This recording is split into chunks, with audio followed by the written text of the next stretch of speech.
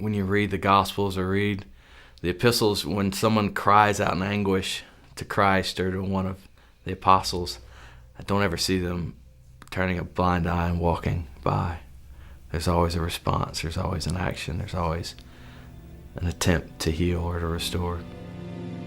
As disciples of Jesus, we can do no other thing than to respond.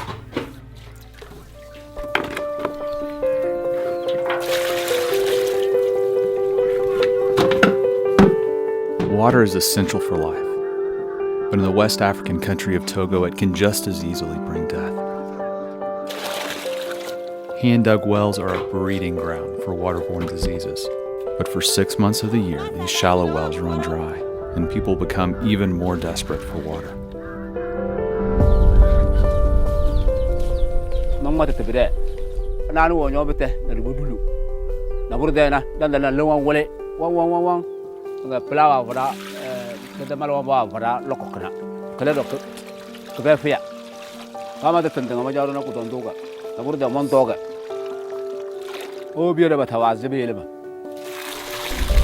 For generations, the Kabye people of Togo have suffered from the water they drink.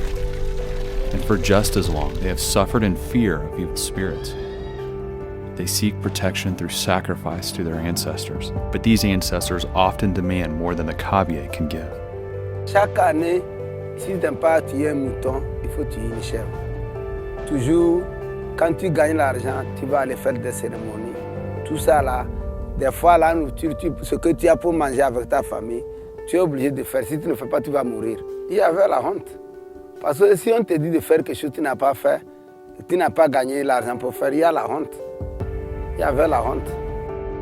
Like bitter water, the animistic religion of the Kabye promises life, but brings only death. This is the story of how the Kabye found water that brings life. They call it Limpuelaling, sweet water.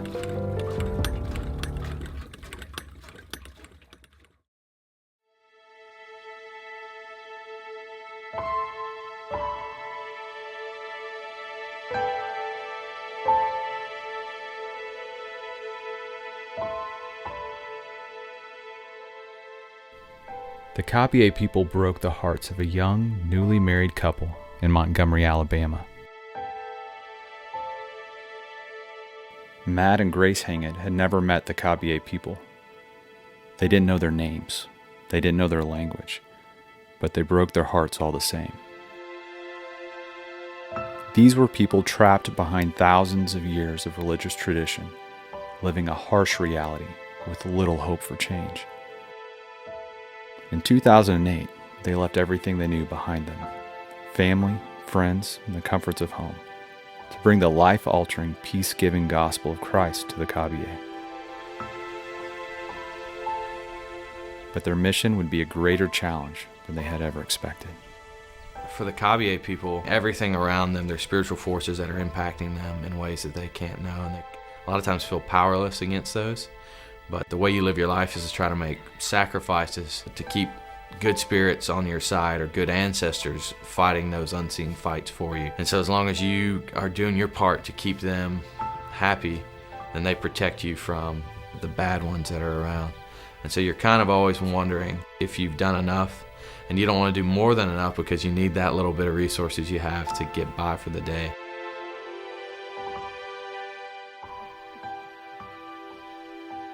Togo, when we arrived, was bleak. Well, I guess we thought we could just show up, and if we wore the right clothes or if we spoke the right language, then we would just click in with people, and then people would give up 1,000 years of religious beliefs. Then we realized that we didn't know what we were doing at all. We would come out and we would try to just even meet with churches, and what we saw was kind of a show of respect happening, but we could just look in people's eyes until we weren't engaged at all. You're just sitting under a tree with 30 guys and 15 of them are asleep, and the other 15 are looking at you like, just wrap this up. And I just sat there frustrated and wondered, what on earth am I going to do? Have I just moved myself across the world for a cause that I can have no part in? So either I had to give up and go home, or I had to find a way to reach people. The Hangans wanted to share the gospel with the Kabylie, but first, they had to earn a voice among the people. They needed to show the love of Christ in practical ways before they could ever effectively share the gospel. I wanted to not only share the gospel with people and transform their lives and give them the peace that I had come to know through Christ, but I could help people in a really concrete way. We went in and said if there was one thing that we could help you with physically, not only spiritually, but physically, what would it be? And the first answer was water. Mon nom c'est Pocho Seu Aye. J'ai resté ici il y a longtemps. J'ai fait 26 ans à Alibi. Avant, la vie d'Alibi, c'était difficile. En ce temps, l'eau était rare et c'était une eau sciée. Il n'y avait pas une eau propre. On vivait comme ça, avec les maladies. Bon, les enfants mouraient, les hommes aussi. C'est par chance que nous, on est vivants jusqu'à aujourd'hui. Même un de mes enfants est mort. The first water source they had was deplorable. It was a swamp at first, and they dug out a hole, which was just a small swamp. I mean, it was a nasty, algae-filled water hole. Any hole they dug, cattle or goats or chickens or any other animal would come find it and contaminate it instantly. The dirty water just creates a cycle of sickness, of waterborne illnesses, diarrhea, which we don't think of as a big problem, but when you have it constantly, kills people. So children aren't able to develop, they're not able to grow. The women spent 4 to 6 hours of their day was just getting water. Just imagine putting 6 gallons of water on your head for 6 hours a day, walking a mile or two back and forth. And when you see that people are dying of something so simple as water, it's hard to imagine walking by and not trying to do something about it. One of the big problems here in Togo is that a drilled borehole or a water well that's drilled with a mechanized rig can often cost $10,000, $15,000, $18,000 here in Togo. And so that price is incredible. I mean, people on a local level can never afford it. So we were looking for manual drilling methods. I began to look online, and I found a freshly made website that came up by a group called Water4. Water4 goes into an area and we train the locals how to drill water wells on their own. We've come up with a hand pump that can be built in Africa. We've come up with hand drilling tools that we can drill down to 150 foot. With this training that we offer, when we leave behind the tools and they have a ready-made business. Gives them a job, gives them purpose, and it gives entire regions clean water, all in the same package. I sent an email and said, here I am in Togo. Would you guys just send me pictures next to a tape measure of this stuff, just so I know how big it is? I got an email back almost instantly. We want to know how we can help you. Tell us about yourself and what you've been doing. And the next thing I knew, I was getting a 4-day flyby Water4 training in southern Togo. That's top now. Yeah, that's top. Matt and Grace, they were looking for an amazingly efficient way to get a hole in the ground so they could effectively bring both clean water and the gospel to local communities. And what Matt saw in this approach is something that he could train his drillers to do, and they could train others, and it could keep going. It was a very simple tool, very simple technique, but a very efficient and successful end result. When Matt and Grace and I selected the location in Togo, we had high confidence. Yeah, I'm excited already, yeah. Maybe. Everything worked. We were proceeding very, very quickly with the borehole, and that's when the excitement started to go up. Even in the local community, people started coming in with empty jerry cans, knowing that we were going to hit water soon. There's a lot of energy. Everyone's waiting around, trying to see how this is going to work. Unfortunately, we have to stop and wait for glue to dry for a minute, but it's pretty amazing. You can really feel the community's energy to see water come out of this.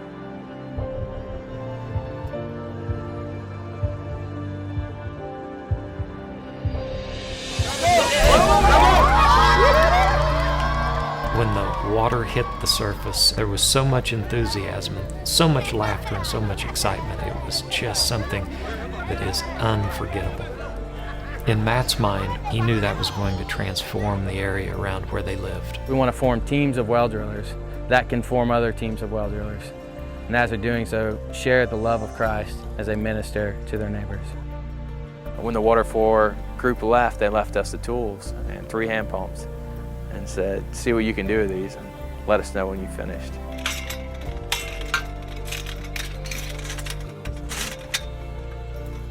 The Hangans approached the young church in the community of Alibi with the opportunity to bring clean water to their village. The church took up the work enthusiastically, and in less than a month, they completed 6 wells. One of the most remarkable things to me was that the water wells weren't placed at the homes of members of their church. They'd place these wells next to Muslim homes in their community, next to non-church members' homes in their community. And they told me, oh, we did this because we wanted to show them how much God loved them. Nous, on va dire que l'eau propre est arrivée à Libye par l'église de la famille de Christ. Aye comes up and he grabs my hand, he's shaking my hand, he's telling me how happy they are, and he says, we want to change the name of our village to Sweetwater, Limpaweleling in Kavier. He said, this has changed everything for us. C'est vrai. Poliling, Pum. Parce que vraiment, Dieu est venu comme ça à nous. Oui, vraiment, pour la parole de la bonne nouvelle, là, ce qui m'a touché réellement, quand on nous a dit, quand on nous a enlevé de notre péché, nous on ne savait pas que Dieu nous a pardonné nos péchés. Moi, je tuais les fétiches, il y avait la honte. Et vraiment, moi-même, si des fois ma femme fait, je la bats. Mais aujourd'hui, là, comme j'ai laissé ça, je suis libre.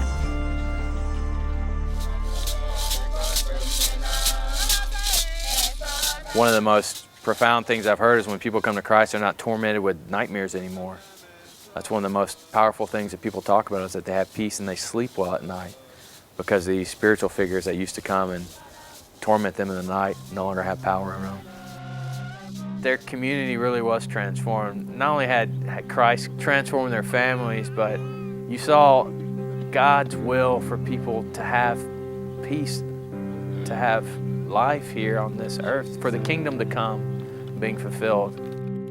5 to 6 kilometers in every direction around the village. All of a sudden I began to hear of these other places where people were getting excited to hear about God and getting excited to have this change of life that Alibi kept talking about. Quand tu as compris la bonne nouvelle et que tu vois quelqu'un souffrir, toi-même ça te fait mal. Comme tu souffrais là, tu vois quelqu'un qui souffre, tu veux le sauver, il n'a qu'à venir en Jésus-Christ pour être sauvé comme tu es sauvé. Quand en faisant l'eau, on dit que c'est à cause de Jésus que nous on a gagné l'eau. On parle, même jusqu'à faire 2-3 jours, tu vas voir quelqu'un dire que moi je veux comprendre la parole de Dieu, viens chez moi me faire ça. Clean water and the gospel changed the village of Alibi. The good news began to spread among the Kavier people, and soon the Hangans began hearing of baptisms in church plants and villages they had never visited.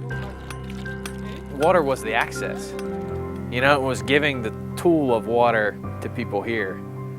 That really was the most powerful access. And so handing that over as the access to a community means that Christians can go anywhere and share the gospel.